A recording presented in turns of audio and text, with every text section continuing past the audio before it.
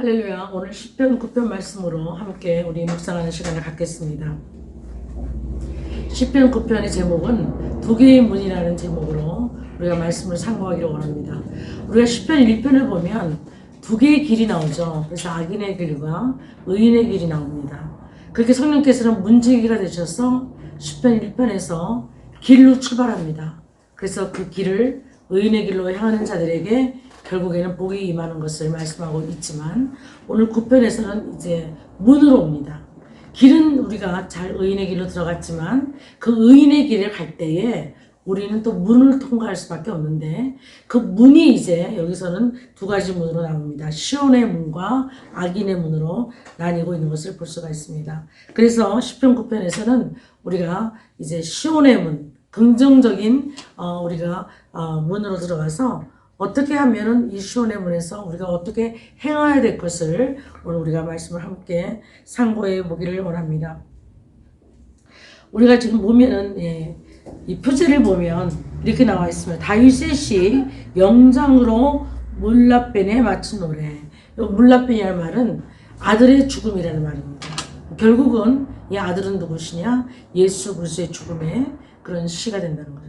하나님께서 우리에게 생명의 문을 만드시기 위해서 그 아들의 죽음을 통하여 우리에게 이렇게 시온의 문을 만드셨다는 것을 암시하고 있는 것을 볼 수가 있고, 이것이 다윗의 시로서 영장의 그 성가대에서 불렀던 노래로 우리가 역사적으로 살펴볼 수가 있는 것입니다. 그래서 오늘 시온의 문, 달리 말하면 빛의 도성, The City of Light, 여기에 대해서 우리가 함께 은혜를 나누고자 합니다. 먼저 시온문에 있는 자들은 전심으로 주를 찬양한다고 나오고 있습니다. 9장 1절에 보면 내가 전심으로 여호와께 감사하며 주의 모든 기사를 전하리이다.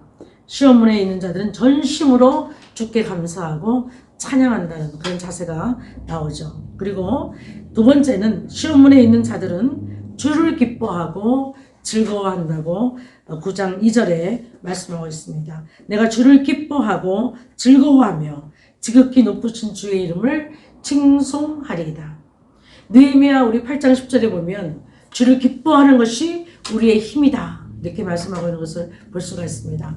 범사에 우리는 주님을 기뻐하고 우리가 주님만이 우리의 힘인 것을 자랑하며 살아갈 수 있기를 바랍니다. 세 번째는 시온문에 있는 자들은 하나님으로부터 의롭다함을 받습니다.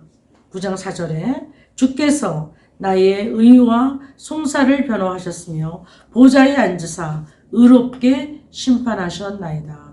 의롭다 하시는 하나님이시고, 할렐루야, 그리스도께서는 하나님 우편에 계셔서 우리를 위하여 간구하고 계십니다. 로마서 8장 33절에서 34절까지 말씀입니다. 하나님께서 보좌에 영원히 앉아 계시는 한 우리는 우리에게 견고한 세임을 주시고 날마다 그 세임 안에서 걸을 수 있다고 말씀하시고 계십니다. 네 번째 보면 시온문에 있는 자들은 하나님께서 우리의 도피성이 되심을 경험하고 있다는 것입니다. 9장 9절에서 10절까지 말씀을 통해서 여호와는 또 압제를 당하는 자의 산성이시요 환난 때의 산성이시로다. 여호와여 주의 이름을 아는 자는 주를 의지하오리니 이는 주를 찾는 자들을 버리지 아니하심이니이다. 할렐루야. 그래서 시온문에 있는 자들은 하나님께 우리가 도피성으로서 하나님의 도피성이 되신 것을 경험할 수 있다는 것입니다. 다섯 번째는 시온문에 있는 자들은 하나님의 구원을 선포합니다. 9장 11절에서 14절까지 말씀입니다. 우리는 믿기 때문에 하나님을 의뢰할 수 있고 의뢰하기 때문에 우리는 선포할 수가 있습니다. 그래서 사도 바울이 디모데에게 한 말씀을 살펴보면 내가 이 복음을 위하여 반포자와 사도와 교사로 세우심을 입었노라. 이를 인하여 내가 또 고난을 받되 부끄러워하지 아니함은 나의 의뢰한 자를 내가 알고 또한 나의 의탁한 것을 그날까지 저가 능히 지키실 줄을 확신함이라. 디모데전서 1장 11절에서 12절까지 말씀입니다. 그래서 시온문에 있는 자들은 하나님의 복음을 담대히 선포하고 내가 하나님을 의뢰하고 내가 의뢰하는 그 하나님을 내가 알기 때문에 이러한 담대한 복음의 선포가 가능하다는 것을 우리에게 알려주고 계십니다. 그리고 여섯 번째로 시온에 있는 자들은 하나님께 항상 기억됩니다. 할렐루야. 9장 15절의 말씀입니다. 궁핍한 자가 항상 잊어버림을 보지 아니하며 가난한 자가 영영이 실망치 아니하로다. 그래서 이사야 선지자를 통해서 하나님께서는 여인이 어찌 그 젖먹는 자식을 잊겠으며 자기 태에서 난 아들을 긍휼히 여기지 않겠느냐. 그들은 혹시 잊을지라도 나는 너를 잊지 아니할 것이라. 내가 너를 내 손바닥에 새겼고 너의 성벽이 항상 내 앞에 있나니. 이사야 49장 15절에서 16절까지 말씀입니다.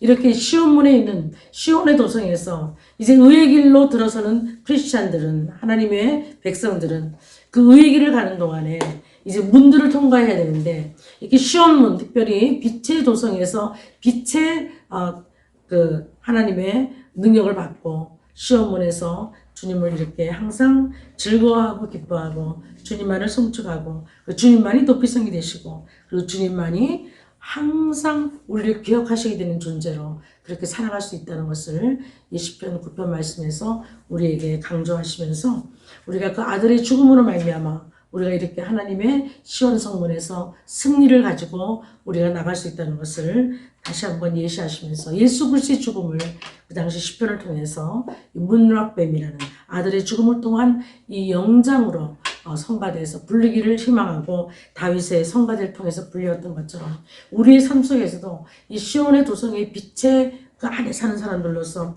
날마다 주님만을 송축하고 기뻐하며 감사하며 주님만이 온전히 우리 도피성이 되시고 그리고 주님만이 나의 의뢰한 자가 되시고 그 자를 하나님을 내가 알고 그 하나님을 아는 만큼 날마다 우리의 삶 속에서 승리가 선포되는 귀한 역사를 이루시기 바랍니다.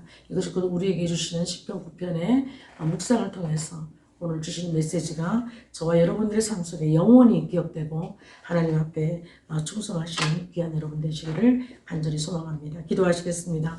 참 좋으신 아버지 하나님, 우리에게 시편 1편을 통해서 의의 길과 악인의 길을 선택해 하시고 성령 하나님께서 의의 길로 들어가는 자들에게 이제 많은 문들이 있지만 시온의 도성에 그 빛의 문으로 들어가게 하셔서 그 문에 들어간 자가 어떻게 살아야 되는지를 오늘 시편 9편의 말씀을 통해서 우리가 함께 묵상하고 함께 하나님의 교훈을 받게 하심을 진심으로 감사합니다. 어렵고 힘든 이런 팬데믹 상황 가운데서도 하나님 우리가 빛의 도성에 사는 자로서 하나님 아들의 죽음을 통해서 우리가 승리를 쟁취하며 하나님 우리가 날마다 시온의 그 도성의 빛 안에서 승리하는 역사가 있도록 축복하시고 주님만을 기뻐하고 주님만을 감사하고 주님만을 의뢰하고 주님만을 두려워하며 경외하는 자로 살아갈 수 있도록 우리를 축복하시고 인도하여 주시옵소서. 감사드렸고 예수님의 거룩하신 이름으로 기도하옵나이다. 아멘.